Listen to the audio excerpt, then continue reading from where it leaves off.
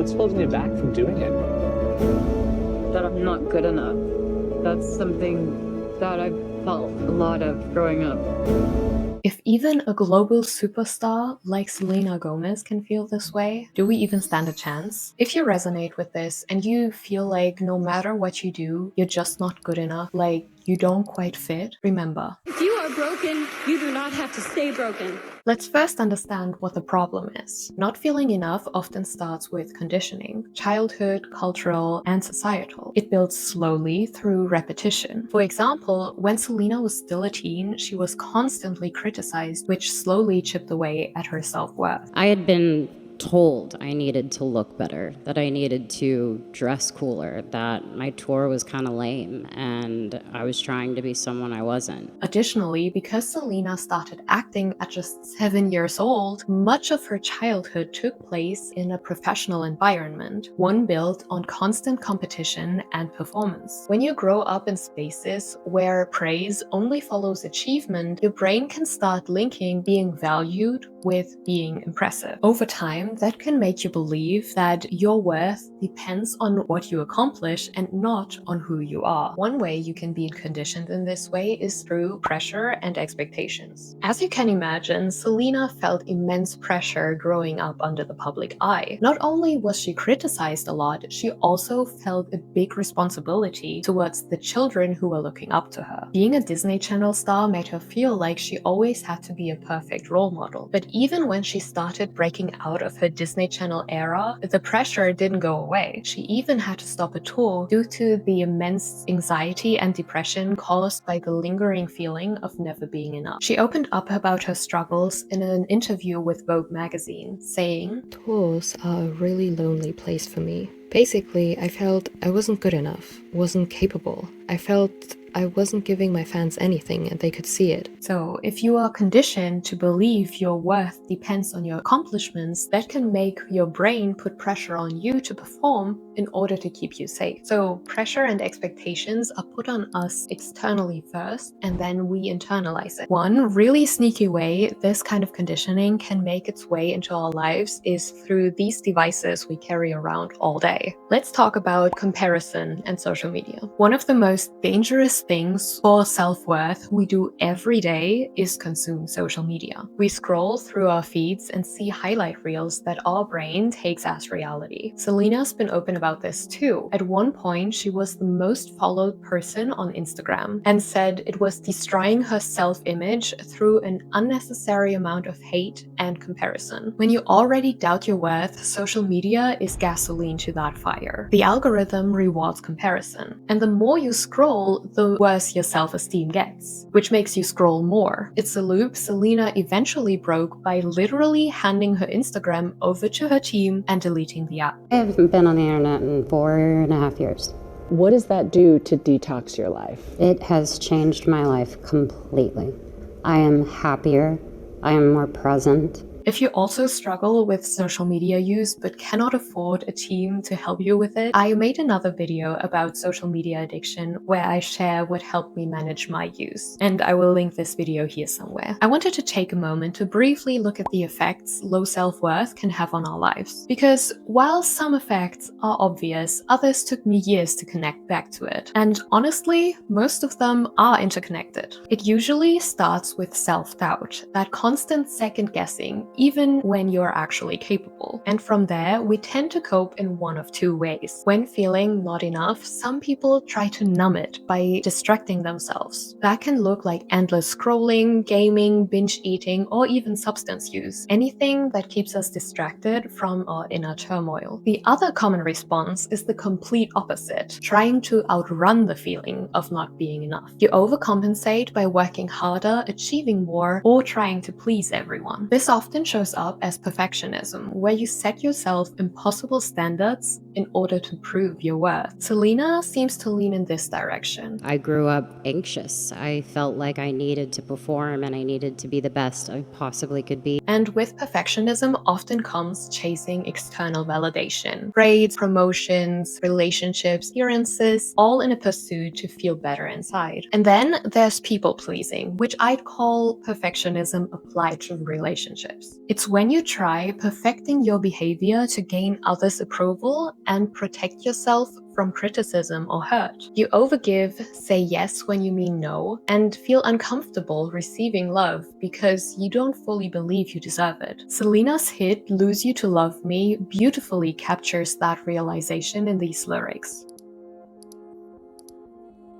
Although these lyrics refer to a relationship, they reflect a broader pattern. Many people pleasers tend to overgive, especially when they encounter someone who takes advantage of it. I find these lyrics especially powerful because they show that awareness often comes after distance. Another side of low self-worth is self-sabotage. Low self-worth often comes with a strong fear of failure, which makes us procrastinate or avoid opportunities altogether because if we don't try, we can't fail, right? It's a way of staying safe. This also ties in with a lack of resilience, because low self-worth can also impact our resilience. When we don't believe in our value, even small setbacks can feel like proof that we will never be enough. We give up quicker, even if we might have achieved what we wanted if we had tried just one more time. And of course, all of this bleeds into mental health. The anxiety, the depression, the hopelessness. All of these awful states can be caused and fueled by the creeping sense of never being enough. Now, as a hopeless optimist, I don't like complaining without thinking of solutions, so I collected some practices for you that help with improving your sense of self-worth. Some of these are general, and some of these are tips from Selena herself. Challenge your inner critic. This practice might sound too simple, but trust me, it works. Whenever that harsh voice starts up, notice it, label it, and don't engage in the argument. You don't need to argue. Just pause and recognize that voice for what it is, an old defense mechanism trying to keep you safe. Then reframe. Ask yourself, what is a more truthful, kinder way to see this? For example, instead of thinking, I always mess things up, maybe try, I am still learning and that's okay. With practice, this tiny shift literally rewires the way you think about and talk to yourself. Selena learned to shift her inner self-talk too, and she was shocked when she revisited her old self-talk through the filming of her mental health documentary, My Mind and Me. I mean, it's weird being able to see myself so long ago saying those things that I would never say to myself now. If it's accessible for you, surround yourself with people who see your worth. They can help you challenge your negative self-talk and meet you with the respect, love, and understanding you might have lacked growing up, which in turn conditions your brain to believe that you are valuable. Personal life, I surround myself with really beautiful, wonderful people, and it doesn't mean it's a lot of people. It can be a handful, but they make me feel seen and they make me feel accepted. Also, if you don't know anyone like this in your real life, there are online support groups that can be very helpful too. Selena credits dialectical behavior therapy with helping her unpack triggers and building healthier coping mechanisms. Like a very deep believer in DBT, which is dialectical behavior therapy.